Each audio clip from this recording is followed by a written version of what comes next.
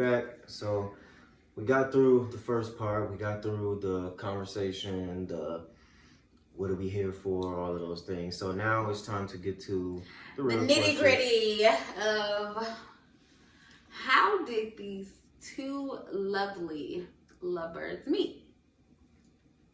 You want to start or you want me to start? You start. How did we meet? You can tell me. We met at a basketball game.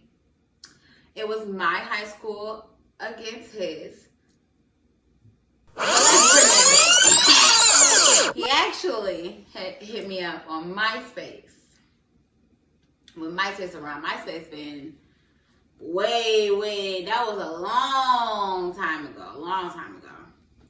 So he used to hit me up on MySpace. What happened?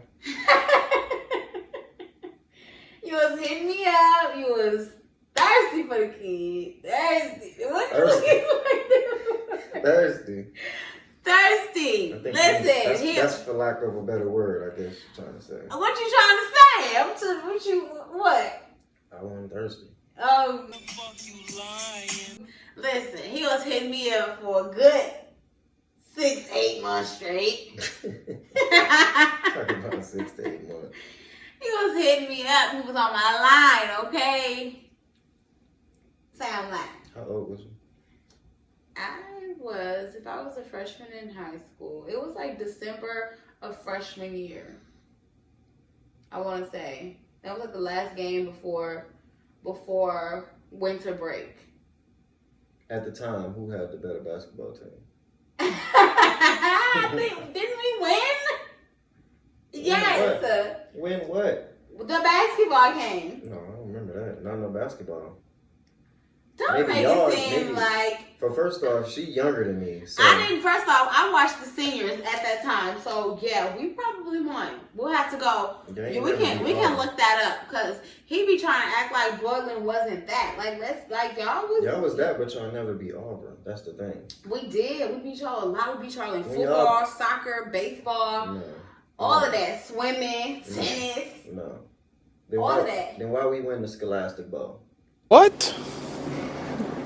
Bro, what are you talking about, man? You don't even know what that is. You don't even know what that is. You know what I'm saying?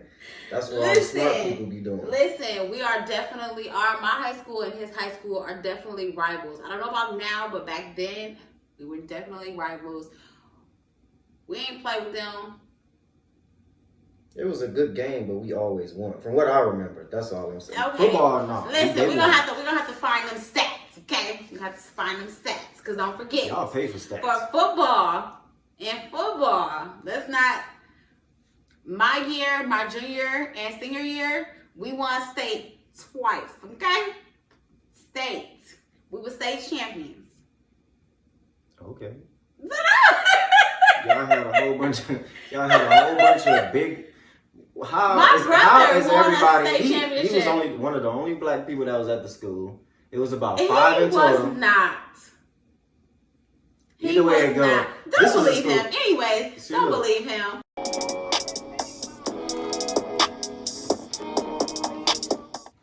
So, my friend introduced me to him at the end of the basketball game. And we exchanged numbers, and then we immediately started talking, like, right after the game. Like, I texted him, or he texted me. I can't really remember that part. He probably texted me first. He probably called me up, because he was trying to see what I'm talking about. Yeah, you was. No, let's go ahead and be real. You did. You probably texted me. You was on me by then, and I was about... Because let me tell you, his MySpace picture was straight catfish. Like, he did not look how he looked it in person. Like, the in-person interaction was, like, completely different. Like, it was not the same. So, maybe I did text you first. I don't know. Chopped. Fellas, long story short, if you want them, see what's 2 at 1 time, 2 times, maybe. About 3 times. You did like 3 times. No. I'm saying... But you don't do all that. You just sit back, chill, and they gonna come to you. That's the thing. Cause they gonna come to you. Anywho, he graduated in 2012. 2011. I graduated in 2012. And he went off to school by himself his first freshman year. He went to SIUC. And then when I graduated in 2012, I went out there where he was. Yeah, so I mean, you skipped the whole part. Like, what year did we make it official? What we pretty much made it official, right, in 2009, right? Yep. We went to go see that movie Obsessed. That was when Obsessed came out. I think so. I think it was when we went to go see Obsessed. Right. I know we went to go see movies. I was with my cousin. So just to backtrack a little bit, she was talking about how we got together through Facebook or through MySpace. Yeah. And how we met at the basketball game. But I can recall us meeting at something that she said she done. I seen, matter of fact, we didn't meet. I seen her. Yeah, you seen me. Seen me. I mean, it wasn't a good picture. Picture.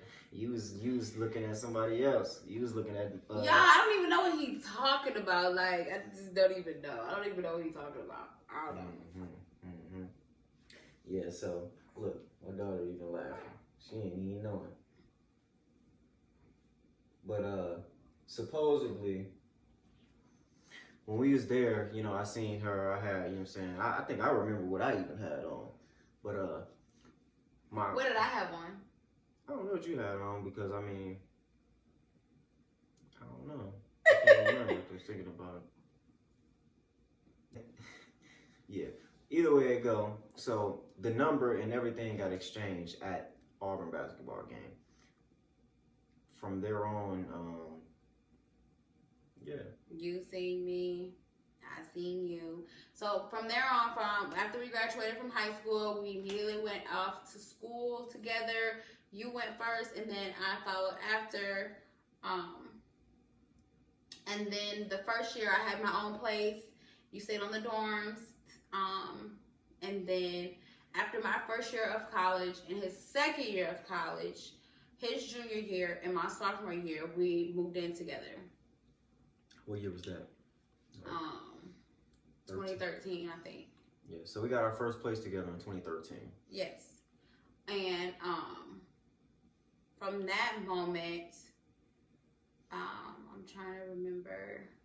We stayed together for a full year, and then after that, we actually had a roommate. So it was me, you, and then your friend. We all lived in one apartment. Wait till you will. We stayed together, and then after that, we ended up getting our own place, and then he moved out and got his own place. But we stayed kind of like in that same area still. And then for my 21st birthday, I got the biggest surprise ever. We ended up getting engaged on my birthday, which was like a big moment, huge, memorable day. He ended up graduating in 2016 in May. And then literally like 2 months after that, on July 16, that's when we made it official. I took his last name, and then bam! Right after our wedding, like what, 3 months after our wedding, I found out I was pregnant, and we had our first baby girl, Olivia, which is now 4 years old. So we literally didn't have a honeymoon or anything, because like I was pregnant and couldn't do anything. And what else am I missing? Pretty much got it down. So yeah, like she said, we pretty much did everything by the book.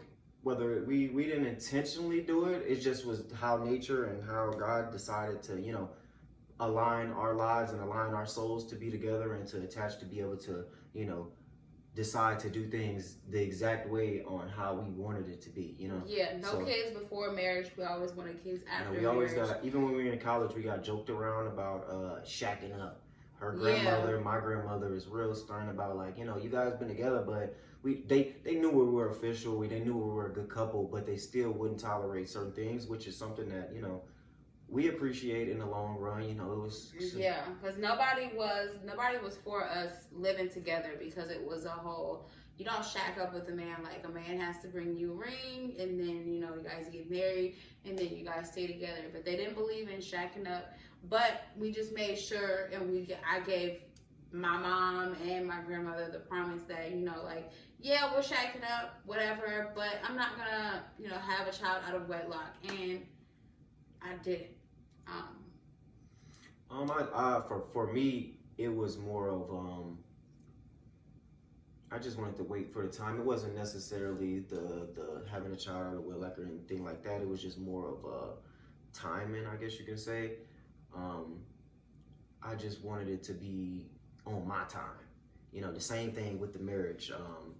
With my decision on how I went with things, I always want to be in control of things.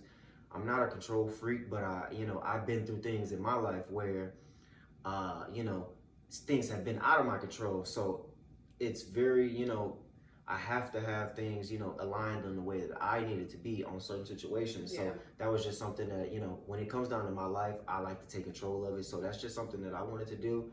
And with me doing that, it was a gesture of, I know you want to as well, but right now, what do you want to do? I want to do this, and it was just like, and she chose to be there with me. She chose to do it with me. So here we are. We just had a plan. We had a plan, and he held up his end of the bargain, and I held up my end. So yeah, we didn't have a lot of money. We still had problems. We had love. We had everything, but we still, of course, had problems. We had issues, but we also had a dream, and our lives was fixated into those dreams together. You know, so I believe that she is the woman that can help me be the man that I, am, plus some, a better man that I'm already am. Even though I know that I'm confident in what I do, and I feel like I could make her or help her become the better woman of who she is and already is. Vice versa. So it's like a potential thing, and that's something that you got to get with when you're doing it. You have to pinpoint what you want first off. Know who you are, and then you know what I'm saying, and invest it. Continue going into it.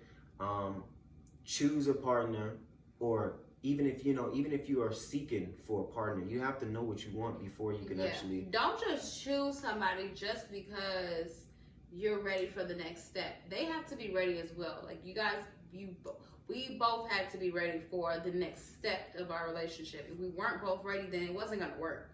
So I think that's always the key. Like, don't rush into marriage. Don't rush to have a family. Don't rush any of it, because in the end, you might end up, divorced, or, what I'm saying? It might be other things that could happen down the road that because of your decision of rushing it. And I'm sure everybody is here for Black love, and we're just here to show you guys that Black love is possible, and that family, all of that stuff. Yeah, you look at the statistics, and it'll actually say that someone of our age, me being 28, her being 27, 28 soon, we were supposed to be divorced in 2 years. Yeah, it's 3 years. It's two, 3 years, and we're 5 years in. So we've been married for 5 years, so we're past that statistic. They also have a statistic that say if you're married for 6 years, that you have a better chance of living your life out with that same partner. That's their goal. That's the same goal. Everybody, people grow apart. There's a lot of things that happen, which is something that, is not always a bad thing, but that's not the goal. You can't go into things thinking that, No, my goal is looking at our grandparents, how they've been together for 50, 60 years, and still, things are still, what is it? I'm trying to say things are still... It's still rolling.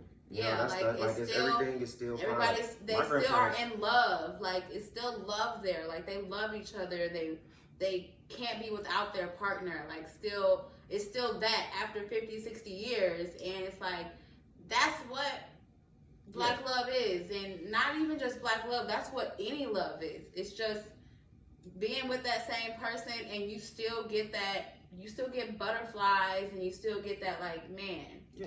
Like, I can't be without him. He can't be without me. Like, it doesn't matter whether it's a good day or a bad day. Like, you still want to be with that person.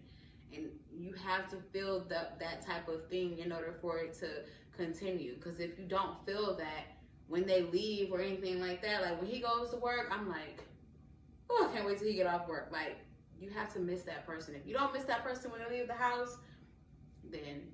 With all of this being said, it's just the perspective, it's the motivation, it's how do you perceive, all of that goes in and is very important when it comes down to figuring out what kind of partner that you want, or, you know, if you want to stay with that partner, who that partner is, who that person is, who you is.